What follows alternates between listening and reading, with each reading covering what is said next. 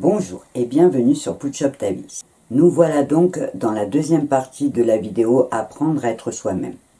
Ce qui veut dire que si jamais tu es tombé par hasard sur cette vidéo, il existe une première partie et que je te conseille bien évidemment de la regarder en premier. Et donc, dans cette deuxième partie, on va voir ensemble comment réussir à rester soi-même face à toutes les contraintes extérieures que nous impose la société. L'objectif n'étant pas de jouer les rebelles, et encore moins les victimes, mais juste de comprendre les difficultés que l'on peut rencontrer et comment on peut y faire face. En sachant, comme je te l'ai précisé dans la première partie, que vouloir être authentique n'empêche pas de rester flexible pour s'adapter aux situations auxquelles on est confronté. Le plus important étant de rester autant que possible fidèle à ses valeurs. Dans cette deuxième partie, on va voir point par point tout ce qui peut nous empêcher d'être nous-mêmes. En sachant que je ne vais pas trop m'attarder sur chaque point, d'abord parce qu'on les connaît tous, et aussi parce qu'on en a parlé dans la première partie. J'ai donc préféré garder mes précieuses minutes de vidéo pour te parler du comment faire pour rester soi-même. Le premier point important dont nous devons prendre conscience, c'est que nous sommes souvent le premier à nous interdire d'être soi-même. Ce n'est pas volontaire, mais juste notre besoin de plaire aux autres qui nous influence, en nous poussant à préférer jouer le rôle que l'on attend de nous, juste pour être sûr d'être accepté. L'idée, c'est donc de réussir à trouver le bon équilibre en prenant conscience de certaines choses pour mieux les gérer, voire les anticiper. Une chose est sûre aussi, c'est que la société n'est pas en reste pour nous imposer des injonctions et des normes qui ne valorisent pas l'authenticité. Au point que vouloir être soi-même devient souvent un défi pour combattre la conformité et la normalité. D'ailleurs, depuis notre enfance, à commencer par l'école, nous sommes conditionnés à nous conformer aux attentes de la société et à suivre des normes préétablies pour entrer dans le moule. Et plus tard, dans le monde professionnel, nous sommes encouragés à nous fondre dans la culture d'entreprise en adoptant un comportement professionnel standardisé. Je ne parlerai pas dans cette vidéo du problème de l'état mental de certains salariés aujourd'hui qui finissent par accepter l'inacceptable juste par peur de perdre leur boulot. C'est un sujet qui mérite une vidéo à lui seul, mais je tenais quand même à y faire une petite allusion. Et bien évidemment, il y a l'influence souvent pesante des médias et de la publicité qui renforce ces normes en nous bombardant d'images et de messages qui nous expliquent à quoi nous devrions ressembler, comment nous devrions nous comporter et même ce que nous devrions posséder pour être acceptés et aimés. J'aurais pu te reparler du poids de notre éducation ou de notre culture, mais je l'ai déjà fait dans la première partie. À mon avis, l'essentiel c'est de comprendre les normes qui peuvent te poser problème et te limiter dans ta propre vie et de réaliser que choisir de céder à la pression de la conformité peut te conduire à vivre une vie qui ne te ressemble pas vraiment. En fait, tu finiras par sacrifier ton authenticité sur l'autel de la conformité, ce qui peut entraîner des conséquences néfastes pour ta santé mentale et émotionnelle. Parce qu'au final, selon ta sensibilité, cette pression constante de devoir te conformer aux normes va finir par étouffer ta vraie personnalité et t'éloigner de qui tu es vraiment. Nous finissons par tous porter des masques pour correspondre aux attentes des autres, en nous perdant dans tous ces modèles et sans nous demander s'ils correspondent à nos valeurs. Pour être bien clair, je vais te donner un tout petit exemple significatif de cette mentalité. Je n'ai pas été chercher bien loin puisque je vais juste te parler de la couleur de mes cheveux. Au départ, j'avais choisi de faire ma première couleur pour devenir rousse à l'âge de 22 ans. Et si je m'en rappelle si bien, c'est simplement parce que j'avais choisi de le faire pour mon mariage. J'aimais tout simplement l'idée de me marier en rousse avec la robe blanche et le petit collier de perles parce que je trouvais ça romantique. J'ai donc fait ma couleur en pensant la faire une seule fois. Sauf qu'à l'époque, j'ai tellement aimé le résultat que j'ai décidé de le rester et j'ai jamais changé. Et j'ai passé ma vie à recevoir des conseils pour changer de couleur. Souvent, on me disait « En ce moment, ce n'est plus trop la mode de porter du roux. » La tendance actuelle, c'est plutôt chocolat, noisette, café. en fait la couleur qui était à la mode à ce moment-là. Mais jamais personne ne m'a parlé de la concordance de mon choix de couleur avec mon teint de peau ou avec la couleur de mes yeux. J'aurais dû passer par toutes les couleurs tendances et non pas suivre mon envie. Ce n'est évidemment pas grave en soi, mais ça démontre bien la façon de penser de beaucoup de personnes. Et le plus drôle, c'est que toutes ces personnes ne s'avoueront jamais influençables. Elles te diront juste qu'elles sont à la page et donc que toi non.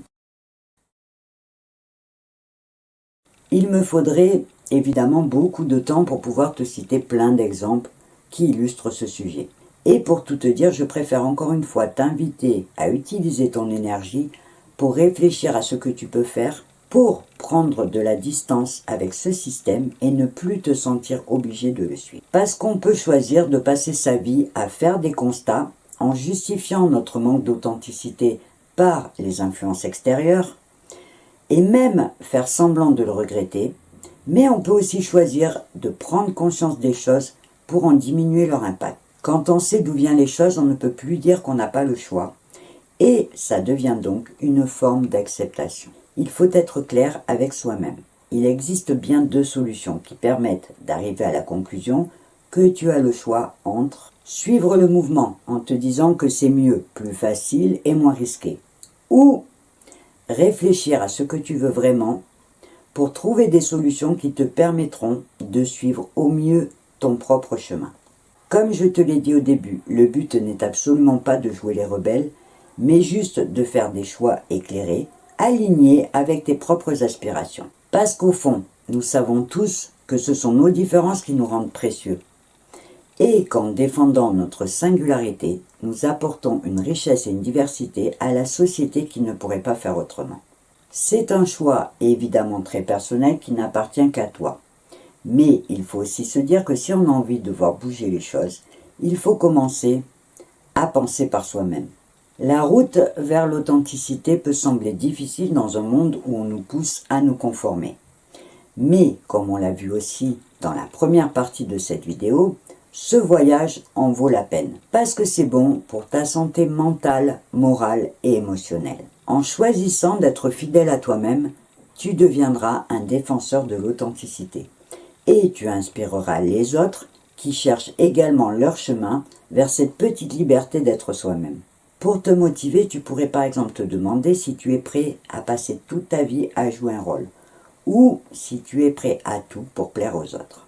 Après, attention, il faudra quand même garder à l'esprit que certaines situations exigeront de la diplomatie, de la retenue, voire même de la stratégie. En d'autres termes, même si tu choisis d'être authentique, tu dois savoir que tu ne seras jamais libre à 100% de dire ou de faire ce que tu veux. D'abord, parce que ta liberté s'arrête où commence celle de l'autre, et aussi parce que pour bien vivre en société, il te faudra faire des concessions, voire te montrer flexible pour avoir de bonnes relations avec les autres. Encore une fois, tout est question d'équilibre et de ton sens des priorités. Selon les personnes, elles tiendront plus à certaines valeurs qu'à d'autres. Il est donc important de bien se connaître pour savoir lesquelles sont importantes pour toi. Et comme on l'a vu dans la première partie, on vit, on évolue et on change tout le temps. Donc rien n'est jamais figé. Je ne t'ai pas préparé de petit plan spécial pour t'aider à réfléchir sur cette étape. Tout simplement parce qu'elle va dépendre de tes propres décisions et des limites que tu décideras de te fixer. Mais tu verras qu'une fois que tu te connaîtras bien, certaines choses couleront tellement de sources que cette deuxième étape te paraîtra beaucoup plus facile. Quand j'étais jeune, une dame m'avait dit une fois que quand on sait ce qu'on veut dans la vie et qu'on le montre, les gens qui nous aiment diront de nous qu'on a de la personnalité, voire un sacré caractère, alors que les gens qui nous aimeront pas diront tout simplement qu'on a mauvais caractère. À l'époque, j'avais souri sans vraiment y réfléchir. Mais aujourd'hui, je peux dire que cette dame avait 100% raison. Et puis, n'oublie pas, comme je te l'ai expliqué dans la vidéo « Juger, tu seras » où je te parle des jugements des autres, quoi que tu fasses dans ta vie, bien ou mal, tu seras toujours jugé. Alors, autant commencer par faire ce qui te fait plaisir à toi. Sans compter que tant que tu n'auras pas montré ton authenticité, tu ne pourras pas savoir si elle plaît ou pas. En conclusion, je te dirai tout simplement qu'en te connaissant vraiment, en faisant des choix alignés avec ton véritable toi et en assumant pleinement qui tu es vraiment, tu trouveras ta tranquillité d'esprit et ton calme intérieur. C'est aussi t'autoriser à faire les choses qui te font plaisir et à profiter de ton plein potentiel sans culpabiliser. Et je rajouterai pour finir que c'est aussi une belle façon de prendre soin de toi, ce que personne ne pourra jamais faire mieux que toi. Alors, je vais te laisser réfléchir à tout ça tranquillement.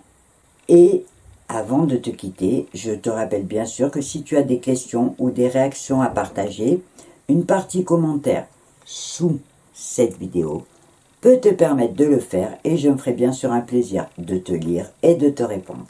Cette fois, tu sais tout. Alors, on va devoir se quitter, mais je te donne bien évidemment rendez-vous dans ma prochaine vidéo. Et en attendant, je te souhaite une belle journée ou une belle soirée et je te dis au revoir et à bientôt.